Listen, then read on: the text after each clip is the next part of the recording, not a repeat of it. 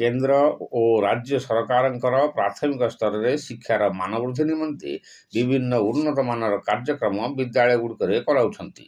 ସେଥିମଧ୍ୟରୁ ଶିଶୁ ମହୋତ୍ସବ ସୁରଭି ସବୁଠୁ ନିଆରା। କାରଣ ବହି ଖାତାରୁ ବାହାରି କିଛି ନୂଆ କରିବାର ସୁଯୋଗ ଏଥିରେ ରହିଛି। ଏହି ନୂଆ କାର୍ଯ୍ୟକ୍ରମରେ ହେଲେ ଆଶ୍ଚର୍ଯ୍ୟର ବିଷୟ ଗତ 24 ତାରିଖ ଦିନ ଦେଖିବାକୁ ମିଳିଛି ଏକ ବିରଳ ଘଟଣା। ଜଗତସିଂହପୁର ଜିଲ୍ଲା ତିର୍ତ୍ତୋଲ ବ୍ଲକ ଅଧୀନସ୍ଥ ବାଳିଆ ଅବଧୂତ ସରକାରୀ ବିଦ୍ୟାଳୟ କନିମୂଳଠାରେ ହେଉଥିବା ମଣ୍ଡଳସ୍ତରୀୟ ଶିଶୁ ମହୋତ୍ସବ 2025ରେ ମଣ୍ଡଳର ଶିକ୍ଷାଧିକାରୀ ମନୋଜ କୁମାର ବେହେରା, ମୁଖ୍ୟ ଅତିଥି ଭାବେ ସ୍ଥାନୀୟ ସିଆର୍ସି ପ୍ରଣବ ସାହୁ ପ୍ରମୁଖ ଉପସ୍ଥିତ ଥିଲେ। ହେଲେ ଆଶ୍ଚର୍ଯ୍ୟର ବିଷୟ, ସୁରଭି କାର୍ଯ୍ୟକ୍ରମରେ ଭାଗ ନେଉଥିବା ଛାତ୍ରଛାତ୍ରୀମାନେ ସେଠାରେ ପରିବା କାଟୁଥିବା ଦେଖିବାକୁ ମିଳିଥିଲା।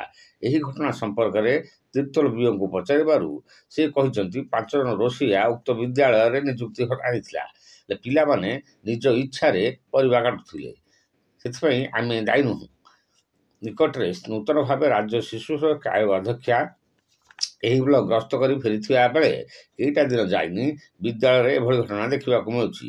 ଦେଖାଯାଉ ସରକାର ଏହା ଉପରେ କି ପଦକ୍ଷେପ ନେଉଛନ୍ତି।